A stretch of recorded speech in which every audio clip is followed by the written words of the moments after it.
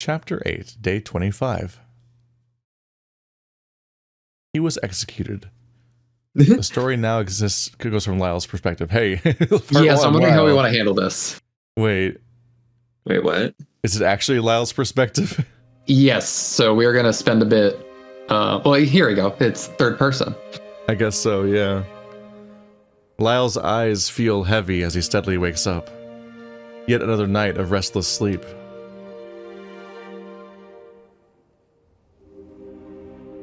As he shifts his legs around underneath the warm covers, cold air flows under them, sending a fresh feeling up his body. His feet are cold, and he brings his legs closer to himself. Poof. Puppy. The heat from his body should be enough to keep him warm, not to mention his fur. However, it feels like the cold has been getting worse, like winter is coming. He hugs one of his pillows tightly to his body to keep warm. The feeling of warmth that is usually carried with him has been diminished these past few days. The rest of his senses have finally started to kick in, and a strong sensation begins to overtake him. It's a scent. Richter. He's noticed that every time he shifts around in his bed, Richter's scent invades his senses. It's been a few days since their intimacy, yet his smell still lingers. It's not a bad smell by any means. Richter usually smelled so nice. The scent isn't artificial either. It's not a huff aromas, but a natural one. Thinking about Richter causes a flood of recent memories to flow through his mind. For the past few days, every time he wakes up, he feels as if each memory smacks him in the face all over again, reminding him about everything that's happened with no remorse. It almost feels unbelievable. And sometimes he'll wake up in the morning, and as he's still coming to, he'll feel a moment of pure bliss and hope that it was all just a nightmare. No, he's crying now.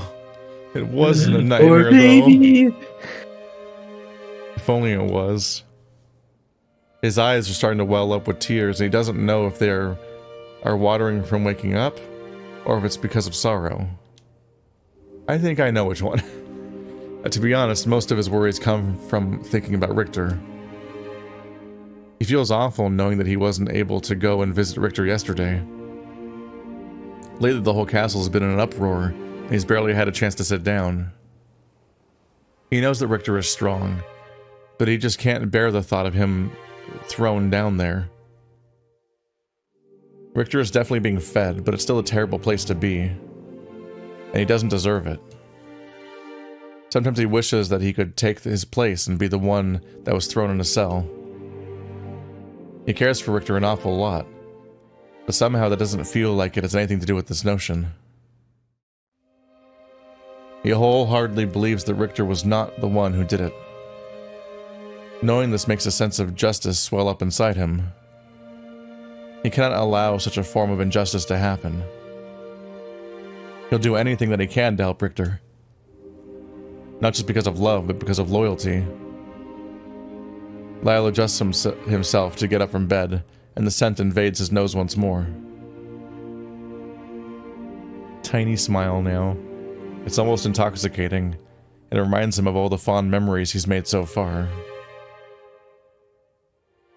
With his free paw, he traces his finger from his groin, across his navel, and up his abdomen. That night where Richter was inside of him was the closest he had ever been with anyone, both physically and emotionally. He had never truly felt such strong feelings like those until now. He's sure of it. Never has he been so connected with someone. Literally, someone who truly understands him. It's such a tall bed. The bed beneath him creaks as he slides his legs off the end and swings them down to the ground. His padded feet brush the cold floor and sends a shiver up his spine as a chilly draft blows over his naked body. This doesn't worry him much, though, knowing that the air will eventually warm up as the day marches on. Carefully, Lyle stands up and stretches his legs by walking around, giving his body a chance to fully wake up. He only slept for about 3 hours instead of the usual 4 or 5. He feels refreshed, though, and that's all that matters. It's always the short rests that feel the longest. He takes a few steps around his bed and looks out the window. Crisp snow has piled up on the sill, and the morning sun shimmers through the top of it like crystals. The room has a dull and cozy glow to it which contrasts the colorful morning sky outside. Lyle swiftly walks up to the other side of the room near the door and puts on a long cotton coat. Lifting the coat up and sliding his arms into the sleeves allows him to get a whiff of his own body. It's not a terrible smell, but he could definitely use a bath. The last one that he took was the quick one he had right before everything fell apart. Days ago? He'd like to visit Richter later and wouldn't want to smell unclean. Wait, before or after they had sex? Yeah. Was that what he did after Richter left? He'll also have to attend Prince Adrius's coronation. That's supposed to happen sometime this morning, so he should have time afterwards. Lyle then takes a pair of underwear and slips them on, along with a pair of thick trousers. Taking another look around his room, he notices that everything is still the way it was that night. Lampshade it. The fire is out, and the bed sheets are disheveled, but everything is still in its place. Even the ballroom clothes that were thrown on the ground in a pile are still bundled up on the floor against the bed. It's like a memory frozen in time. Gathering up a few things, he made a motion for the door before noticing something. There's a piece of parchment face down on the ground that's been slid under the door. He bends over and picks it up, flipping it over to read it. Lyle, meet me in my study after the coronation. I need to talk to you about something in private, please. Leif. Leif wants to meet him after the coronation? Why? Whatever it is, he hopes it isn't more bad news. He walks over to his dresser and unlocks the top drawer, throwing the letter inside. Whatever he wants to talk about most likely has nothing to do with what's going on, but the letter gives off a feeling of urgency. They most likely have to visit with him before seeing Richter. Not only that, but he still has work to do with everything else. Along with figuring out how to save Richter from being strung up by his neck. He shakes this horrible thought out of his mind as he goes for the door. He takes a few steps out into the hall and looks left and right, hoping that nobody is coming. The entire corridor is empty as he strides in the direction of the stairs leading to the bathing room. He's clothed, of course, but he would rather be alone with his thoughts for now. The private bath next to his room is ideal, but right now he'd rather use the one near Richter's room. It's comfortable and people rarely use it. Most things in the guest wing are usually better quality. It's honestly a good thing the coronation's today. Everyone in the castle is probably getting ready. We're already outside of the throne room. Even the staff is most likely prepping for some posh thing afterwards. Lyle wouldn't really know. He's never been to a coronation. The cold yet fresh air wafts into his face as he emerges from the inner halls. Weather around this time of year is cold enough to chap his nose badly. I never thought about it that way before. That sucks shit. Yeah. Your normally wet nose just cracking and stuff. Need some Vaseline.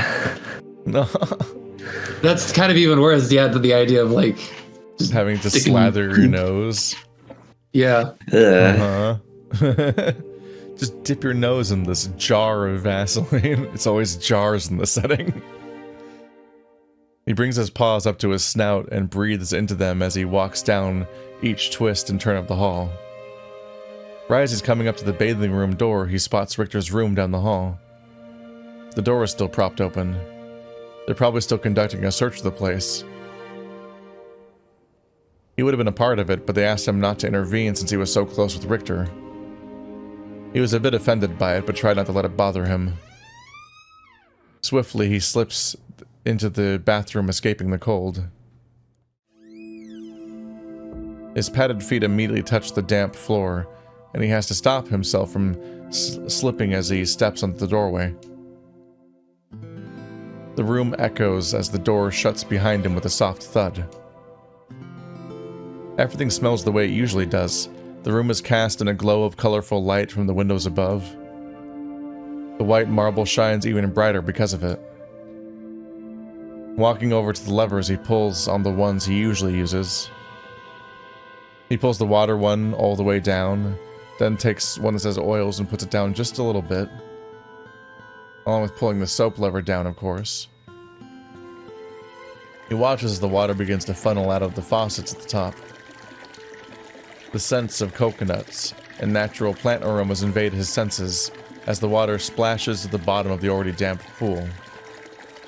He begins to take his clothes off and sets them on the bench nearest the door. Nobody's here right now, so there's no need to go to the changing room. Gently, he steps into the tub and lowers himself into the hot water. It's a relaxing feeling that envelops his entire body. He dunks his head under the water and scrubs with his paws all around his fluff. He brings his head up from underneath the water and imagines that he now looks like a wet mop. He shakes his head a bit, splattering water everywhere and slightly drying his head fur. After that, he lays back against the wall of the pool and lets the water rush around him. The environment allows him to truly think. At least, as long as nobody bothers him. I was trying to think something through. For a second there, I thought we were 15 minutes into the episode and we've never seen a sprite the entire session, which was kind of wild, but then I remembered that technically the Chimera was a sprite, yeah. Yeah. For that one scene. It's like, it's been those all CGs and backgrounds, it's wild. At least as long as nobody bothers him.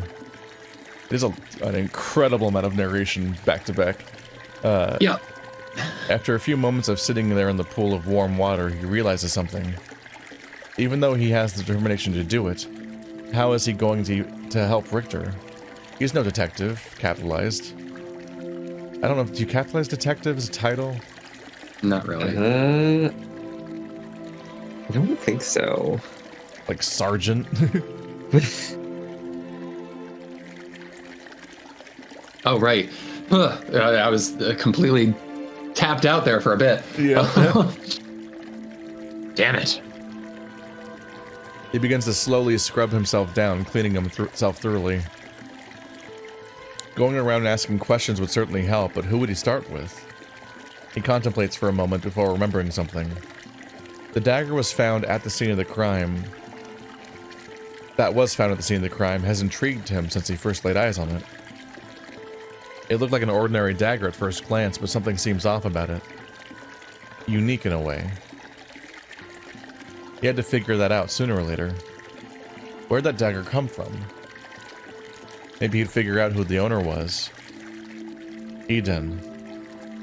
Eden would be the best person to talk to. He supplies the best weapons in the village and is a master of his craft. He's made weapons for the highest nobles around, including being the one who crafted Reynar's sword. He should know at least something. Lyle rises a bit from the water, with a feeling of triumph now that he has a clear goal in mind. He'll clear Richter's name. He has to. He finishes cleaning himself and gets out of the bath. His fur is now sleek and shines a rich brown color in the morning light. Water drips off his body and onto the slippery floor, creating small puddles around him. He walks over to the levers and resets them, allowing the water to stop and for the pool to drain. Yeah, it's definitely my instinct, at least, is to not describe all of these things that we already understand as actions and all of like the minutiae of them, because it takes a long time to get through it. I'm sure I've meant this before, but that is definitely my main issue with the writing style in this visual novel. Is it's to a large part very obviously coming from an artist who's just really into the visuals and wants you to see everything at all times. Yeah. In your mind's eye, and it's just kind of like, I don't know, man. Like I get it. Like that was like one thing that really threw me off. I forgot about that whole part of the like mind bubble or whatever that Richter was in, where he's like describing like it's like glass, but there's stuff on it. And it's like you don't need to describe what the mind space is like. It's a mind space. Yeah, even all the way back then, I was already thinking like this is a long narrative description of what's already a very like you see strong that background, and you've already like communicated everything like, you need. You're being bombarded with this visual to the point where you're like, I don't know if we need a full description of like, yeah, it's like, you know, it's like magic. It's a magic space that looks crazy. And it's like, it goes on for a while. What I often think about is like, I feel like it's often more important to think about what emotionally comes next than what logically comes next when you're writing like narration or your story in general sometimes. Because otherwise you can fall into the trap of writing what everyone has for breakfast every day. And that's usually we can not see relevant. it. Yeah. It's like, Well, unfortunately, like in general, this bathroom has just not really like, you kind of just take out the bathroom scenes and the story would be unaltered. Like, it would be kind of improved, specifically because of like the bathroom scene. The other bathroom scene was the one that kind of creates maybe plot holes, and that it's them flirting with each other, but also they don't know each other are gay, and also it's really taboo for them to have that kind of relationship. So Lyle doing that is like weird, since he has to know that. it's just in general, like I think this room is for scenes that are really fun to kind of indulge. It's self-indulgent is what it is, I think, or you know, it's self-indulgent. Oh man, yeah. You've got the romance scenes, but also it's just something about like, you know, he's clearly very into the like mechanics that he's created for this world, and that's really what this room is for. It's just like look, it's like windows. it's got little tabs that you pull, and that's like how the plumbing works, and it's like, all right, the king just died. Can we hurry it up? Yeah. Like, in particular, it's just that we've already been told how the sink works, so we can just that enables you to not describe it the second time or the third time. Yeah. Walking over the bench, he takes a dry towel off of the clean pile and begins to lightly dry his fur, but not too much. Otherwise, it'll chap. He doesn't want to get rid of the oils in his fur that help keep it shiny and smooth. Once he's done patting himself down with the towel, he places it in the basket and broadens his stance. He then proceeds to shake his body, mostly his head, almost like how a dog would when they were wet. Well, he is a dog who is wet. Water flings off of him, creating a thick mist cloud, and his fur fluffs up for a moment before laying back down to on his body. He wouldn't dream of doing something like that in front of someone. He usually tends to keep his canine tendencies to himself and refrains from acting in such a way in front of people. After that little bit of theatrics, he dresses himself, the dry clothes sticking to the damp body, and then leaves the door. After laying down and allowing himself to fully dry off, Lyle rises from his bed and begins to get ready for the ceremony. It's best if he arrives a little bit early. Looking at one of the mirrors on his wall, he runs his paws through his fur. As untamable as it is, he'd like for his fur to look as decent as possible. After tidying up his fur, he walks over to his armor stand. His ceremonial armor is loosely thrown onto it from the night before.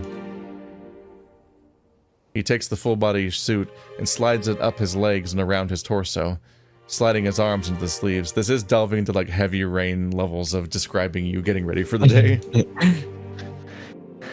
It's warm and lined up with leather on the inside. He then takes the breastplate, gorget, and connected pauldrons and puts them on.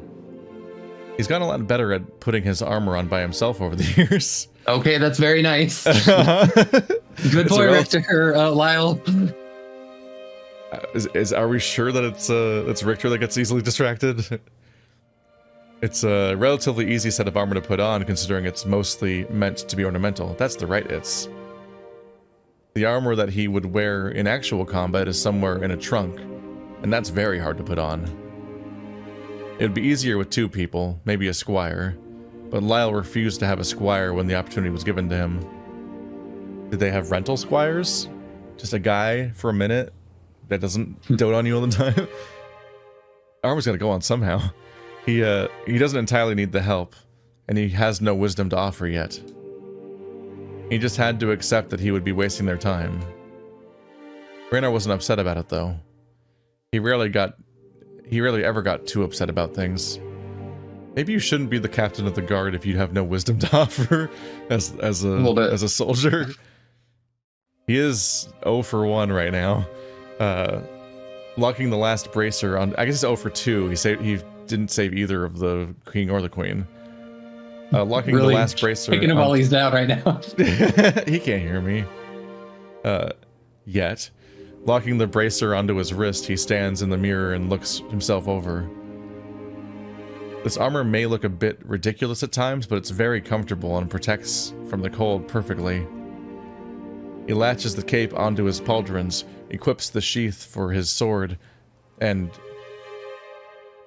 I have had, for unrelated reasons, I've had to interrogate this word too much. And I'm pretty sure that the object doesn't have an E, but the verb has an E. But for not for swords. Equips the sheath for his sword and goes to leave for the door. But just as he's about to leave, he looks at the helmet, still standing on the armor rack. It's a typical knight's helmet, fitted with a wolf's head, and even styled to look like a wolf. Every knight of the Royal Guard has one styled after their species, but nobody ever wears them. They're extremely uncomfortable and not really needed for day-to-day duties. Most knights either carry them around in their arms or just don't even bother to bring them. For a moment, Lyle considers bringing it to the ceremony, but then reconsiders knowing that he won't even be on duty. Even as captain, he'll most likely just get to hang back in the crowd and watch from the center of the room. You can't help but wonder if they planned it this way. There's a door opening. Maybe they just didn't want one person who was closest to Richter planted right alongside the throne. Then again, nobody has really accused Lyle of anything. He steps to the door and out into the dim corridor. It's kind of what it would be like Lyle walk in, just be like, "Are you narrating to yourself again? Come on, it's been 20 minutes." Thankfully, the throne room isn't too far from the bedchambers. You can even hear some distant chatter coming from where the throne room is.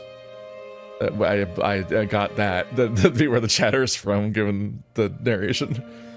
It's pretty far away, but his hearing is better than most. Yes. He starts walking down the hall with his paw relaxingly placed on the handle of his dagger. Relaxingly sound... I wonder if that's meant to be characterization, that touching the dagger relaxes him? Because that's the only way that grammatically reads to me, is that the touching the dagger like that relaxes him, and not that his paw is relaxed on it. On his way, he passes a few people who are clearly making an effort to pay him no mind. Being one of the tallest people in the hallway can make it hard to blend in. It appears that most people are trying to avoid contact with him, though. He notices that when he makes eye contact with some people, they avert their eyes and continue to talk with whoever they're strolling with. He'll just have to get used to it. People will be people. More and more people clog the hall as he approaches the large doors leading to the throne room. Some of them he recognizes as nobility from the nearby cities. There are a lot of lords and traders of all different shapes and sizes. He even spots a few heads of some of the smaller noble houses from the west. They're wearing their crests proudly and chatting amongst themselves. There's even a small band off to the side talking to each other and tuning their instruments. Everyone is standing up against the walls and pillars, allowing the light to beam through the windows onto the floor. It shines brightly and illuminates the whole room, giving each plant growing on the wall a healthy glow. Lau desperately tries to spot anyone in the crowd that he knows, so he's not standing around awkwardly. Suddenly he hears someone a short distance away say his name. Sir Lyle? Oh boy. Elizabeth and Kadaj and Lyle are in the scene. Okay. Here we go. Lyle turns around to see Kadaj standing there, his paws behind his back. He has a thoughtful expression on his face. The charismatic attitude he carries is currently absent. Hello, Lord Kadaj. I can't believe he just narrated these uncharismatic. I hope things are well. As well as they can be. He looks at the ground in discomfort. I also hope that things are good with you, given everything that's happened. Lyle would start venting about his problems right here and now, but he decided to give the simple answer. Dodge doesn't know him too well, so he'll try to spare him the details. Nothing's been great, but all I can do is keep moving forward. That's all any of us can do. I feel like this chapter could have started in this conversation. Yeah, that's exactly my thought. Unfortunately for myself, I'm unable to go anywhere. Being a hostage and all that. I guess it's just like, I imagine from Atmac's perspective, because that's really the main thing, is just like spend time with Lyle. Like, it's just like, here's the time to put all the zhuzh on what it's like being a wolf in this setting. At least to the degree that we haven't been able to find out through Richter. It's not necessary, but that's what I think people probably like about that scene. Like, we already know he has like, big senses. He shakes off his fur like a dog. Yeah. Yay. The issue is we mostly observe Lyle from third person, so we already see all the wolf stuff for the most part. The main things of value, I feel like, are just the intro bit where the idea that he wakes up every day and then has to remember what happened. Was like that's emotionally important, but aside from that, you could just go straight here, because the next like emotionally significant scene. All we got was the lead that he should check out the blacksmith, but the lead's not based on anything that happened in any of the scenes, so you could literally have him have that thought anywhere. But that was like that might have been 1,000 words of not really anything happening. He says that last bit in a joking tone, but Lyle takes it very seriously. Well, we have to keep an open mind when it comes to these things. Surely you understand how everyone's suspicions are fairly placed. Oh, of course. It makes plenty of sense. He says this with a hint of sarcasm sprinkled with sincerity.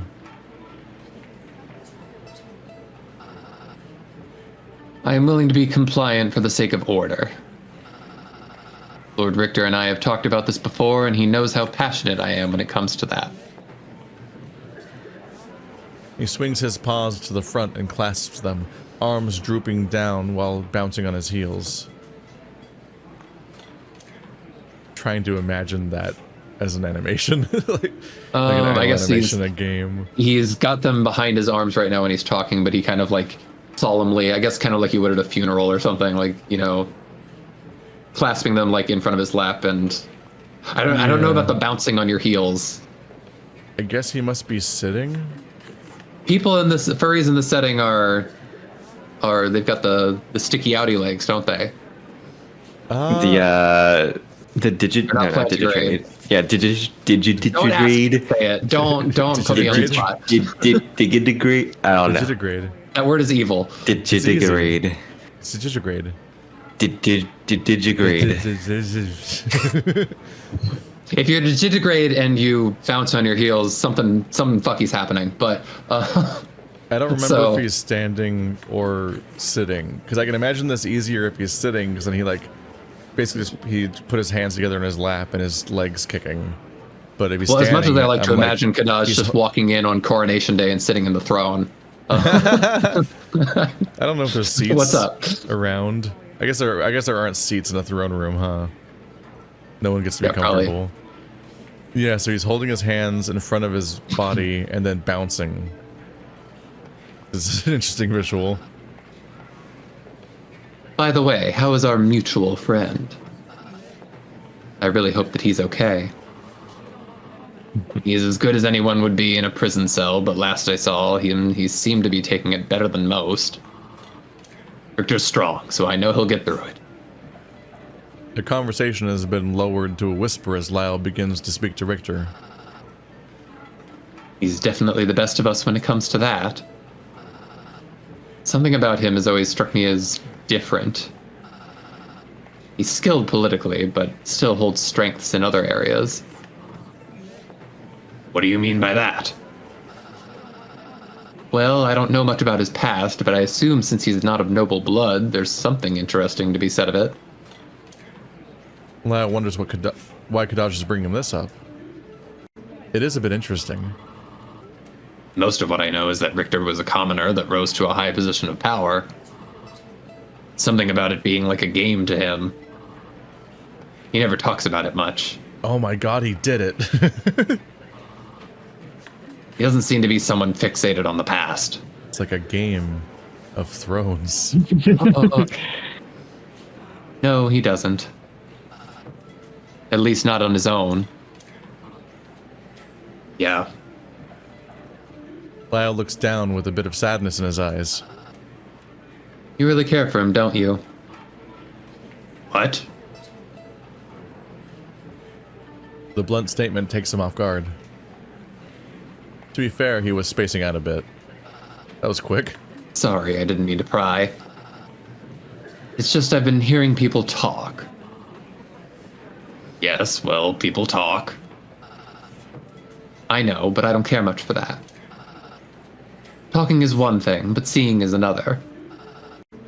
Mainly, I notice the way you look at him.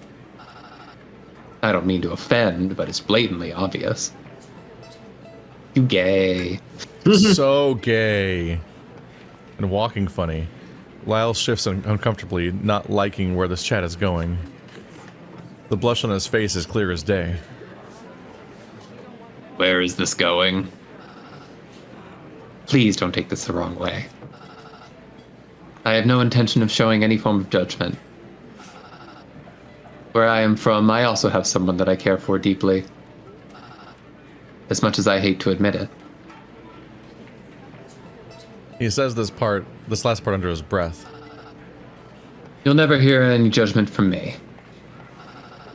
I'm only here to help, and I know how much you care for him. Lyle makes a puzzled and embarrassed face. Whatever anybody thinks is up to them. I appreciate your concern, Lord Kadaj, but we don't need your sympathies. Lyle! Kadaj suddenly takes him by the arm and brings him to a secluded corner of the room, bringing his tone to a hissing whisper, because he's a cat. I don't want to see Richter swinging by his neck. Or losing it. Such diverse methods of execution. He loosens his grip on Lyle's arm and lowers his head. Lyle sees a look of doom appear in his expression. I'm not entirely sure you know how these things work, but this doesn't look good for him. Or you. I know that, and I'm pretty sure I know how these things work. Do you, Lyle? I don't know. Lyle is slowly getting more and more annoyed as the conversation continues. Have you ever participated in a trial? No. Have you ever even witnessed a trial? I've witnessed one, but it wasn't for anything big. Maybe Kadaj is right. He might not be prepared for this after all. So you understand how quick something like this can be. They're never quick. This one will be. He was found at the scene of a crime in almost impossible circumstances. Accused of killing a king. Not to mention, he's not of noble blood. If it wasn't for his rank, he would have most likely been killed on the spot. He's right. Lyle recalls the night where Bjorn tried to kill Richter. Sometimes he forgets how important blood is. Not to mention his foreign status. If it was a common castle servant or run-of-the-mill guard, then it wouldn't be that big of a problem. His status makes this 10 times worse. I like to think he didn't do it, but even if he's innocent and found guilty, Lyre will still end up executing a foreign ambassador. And depending on where it goes, it could lead to an all-out war. And if he did do it, that means something much worse. He didn't do it. This escapes from Lyle's mouth like a growl, surprising even him. Believe what you want, but that won't help it. I know, but he didn't. I just know it. So that leaves me. That's not what I was implying. I'm sorry, am I interrupting something? Leif walks up next to Lyle, looking up at the two of them with a curious gaze. No, why? No, Sir Reed and I were just talking about Lord Richter. Leif dons an annoyed expression. Yes, I'm sure everyone is. He turns to Lyle. Can I please borrow you for a moment? Both Leif and Lyle look to Kadaj. Do you mind? No, it's quite all right. There will be plenty of time to talk later. He swiftly turns to Leif and nods. Lord Leif. Leif's eyes light up for just a moment, and Lyle can tell he's flattered. Actually, it's just Leif. As you please. He looks to Lyle. I hope to speak with you again, Sir Lyle. Sure. With that, Kadaj turns around and walks off towards the front of the throne room. And sits in the throne. Leif takes Lyle by the paw and leads him over to another corner of the room. Lyle has to hunch over a bit, but follows behind. Lyle, I haven't had the chance to say this, but I'm really sorry about everything that happened. I know that our king was like a father to you. And he was a dear friend to me for a very long time. His little gloved wing is still gripping Lyle's paw tightly. Not only that, but our friend from Erin is accused of being the killer. Lyle can tell that his voice is a bit weak. What I'm trying to say is that I know how you feel. And our poor prince is in a lot of pain because of all of this. The prince that definitely did it. I'm surprised he's even going to have a trial. He pulls on Lyle's paw and brings him closer to his face. So please, refrain from speaking about these things in public. This is probably the most worked up Lyle has ever seen Leif. He lets go of his paw and relaxes his body a bit. All right, I'm sorry. Why shouldn't I? Lyle. Because right now we need to keep things a bit under control. He lowers his voice to the softest whisper. Lyle has to lean in to hear him, even with his enhanced hearing. If anyone hears of these little conversations, word will spread. Public opinion can be a huge detriment to something like this. And if we can't have the situation delve into more chaos than it already has. Do you understand what I'm saying? Oh man, I like the RTF ASMR. I suppose. Keep a low profile. Feel free to ask questions to those you truly trust, but try to stay away from gossip and rumors. Oh, it wasn't like that. As much as I don't personally trust Kadaj, especially at the moment, he wasn't trying anything like that. It's small, but I do get the feeling that he wants to prevent Richter's head being put out on a spike. Either that, or he just wants the peace that he's always preaching about. Or both. Leif shuffles slightly.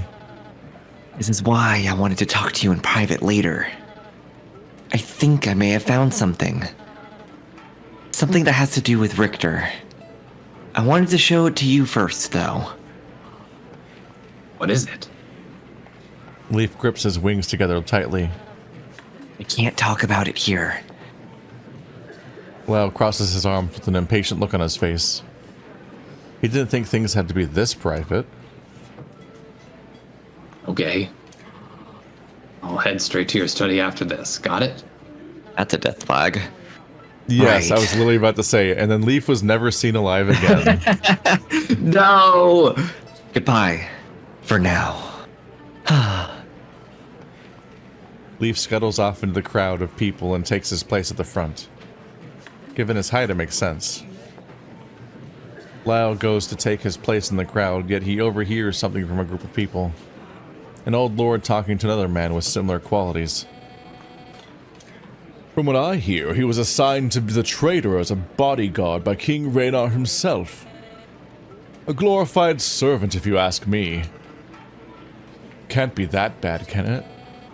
I can't tell if they're two different people talking or not. I think it's two people. Yeah. Yes, well, it grew to be something more than that. Oh. Lyle slowly walks up to the man, his palm Lyle. still resting on his dagger. According to the rumors, they've become something like blasphemous lovers. Honestly, I sometimes wonder why we even give the rank of captain in the first place. Or why he was even given the rank of captain in the first place. Him. Oh. Nothing personal, kid. The first noble turns around with a smarmy grin on his face. The second and third already saw Lyle approaching and quickly averted their gaze with embarrassed expressions. It is interesting that they call it blasphemous, but their god is literally a Amira. like 6 different species. Yeah, but he was also punished, so maybe that's why. Oh my god, the homophobic gods. No. I keep saying homophobic because what the fuck? Like what am I supposed to work with here? It's hard to, yeah, it's inherently coded as being queerphobic, whatever the fuck it is, even though you're like, wait, this has like no analog because it's just a really confusing hatred that hasn't been... Because I am really like, I'm sure that him being a Chimera has nothing to do with that, but I do kind of latch onto that and try to solve that mystery because them calling it blasphemous is like that's the closest thing we've gotten to elaborate. It's like, okay, so it's a religious thing. Yeah, like, it's the closest thing we've had to an explanation of it. Like, for all we know, they're just really sick of May wolves. There's like all these My Wolf stories. Like, nope, that's the worst relationship. F tier shipping. So no humans and wolves ever again. Because yeah, we don't. It's weird. It's surprising that interspecies is bad. It's even more surprising that for some reason, wolf and human is worse. Specifically, like what is the origin of that? And we don't have like the legend of this and that and those people and it doomed the kingdom and that's why everyone hates that pairing or something. So we have but blasphemous is weird to go on because yeah, they have a god and their god is literally working with one of the supposed blasphemers. So they're hilariously wrong there. But also we have no idea if this is a religious thing, what any of their religion's ideals are. So it really comes out of nowhere and you're like, oh, what? There's a problem here? That's okay. It's just as I continue to kind of bitch and moan about like, just the world building about the bathroom, it's like this is what I think we need more of in that downtime is like let's actually, we've introduced Tigran. Why don't we find out what that even is from like not Richter's perspective? Because I don't know. Like Richter because like knows his name. Yeah.